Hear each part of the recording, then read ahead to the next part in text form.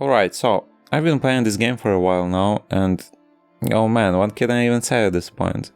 I really tried to get into it, I gave it a fair shot, but honestly, I just don't get where all the hype is coming from. Like, don't get me wrong, it's not a bad game, it's really not, but a masterpiece? Nah, not even close, in my opinion. I think the hype kinda oversold it for me. I was expecting something groundbreaking, and what I got was fine. It was okay. That's the best word I can use to describe it. Okay. Let me break it down. First off, yeah, the prologue, it's stunning. I'll give them that. The intro hits hard, the atmosphere is thick, the setup is intriguing. That part actually did feel like something special for a moment. I was fully on board. I thought that I was about to experience something truly next level. But then the rest of the game just sort of plateaus. It never really hits the same high again. Maybe if you're new to gaming or you only play a couple games a year, this would feel like 10 out of 10 experience. I can totally see that. But for someone who's played a ton of games, especially stuff like Persona or Sekiro, this just feels like a mix of things we've already seen, but not quite as polished. The story is solid, not bad at all, but also kind of predictable. You'll get a few nice twists here and there, some oh wow, didn't see that coming moments, but overall, it follows a pretty familiar structure. It's good enough to keep you going, but it's not gonna blow your mind, unless your bar is pretty low, or you're just really into that kind of thing. Now the combat. Okay, this is where things start to fall apart a bit for me.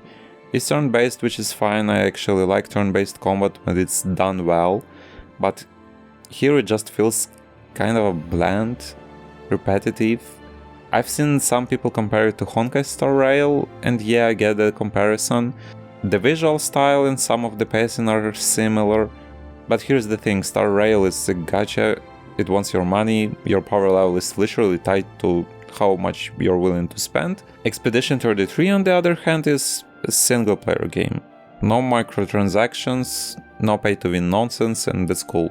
Major respect for that. But ironically, the combat still ends up feeling more shallow. There's just not a lot of depth, no meaningful enemy variety, and once you figure out the rhythm, it's kind of a snooze fest. Also, the scenery.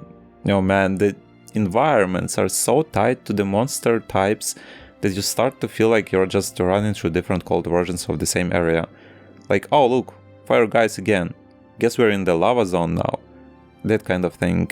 It gets old fast. And the parry mechanic, yikes, it's not good. It's honestly kinda confusing, there is no clear visual or audio cue to help you time your blocks, you just have to feel it.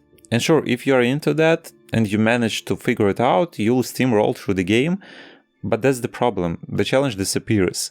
Either you parry like a pro and the game becomes a joke, or you just tank hits and overpower everything anyway. So yeah, you can completely ignore the mechanic and still be fine. You can just upgrade your character and one-shot enemies, or absorb all the damage and brute force your way through. There's no real push to learn or engage with the systems if you don't want to. It's optional difficulty, basically. And while I was playing it, I couldn't help but feel like I was getting Bioshock Infinite vibes. Not in gameplay, but in tone. The atmosphere, the storytelling pace, the way characters talk, it kinda reminded me of that. But let's be real. Story-wise, Bioshock Infinite absolutely vibes the floor with this game. No contest. Now don't get me wrong, I'm not here to trash Expedition 33.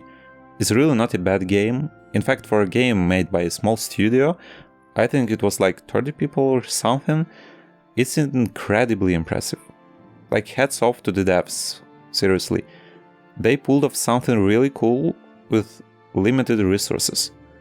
But there is definitely room for improvement. And let's be honest, a lot of that improvement probably won't happen. Not in this game anyway.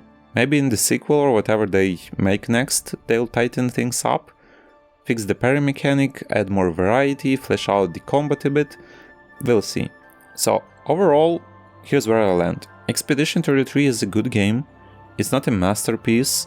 It's not a disaster. It sits in that nice middle ground of pretty buffaloed. The kind of game where you're like, yeah, I had fun, but I probably won't remember it in a year. That said, again, small studio, first try. Clearly a lot of heart went into this. I respect that a lot. The prologue, masterpiece, no question. That's the part that really shines. If the whole game had kept that level of quality and intensity, I would be singing a totally different tune right now. So, should you play it? Well, if you've got nothing else lined up and you've been curious about this one, then yeah, go for it.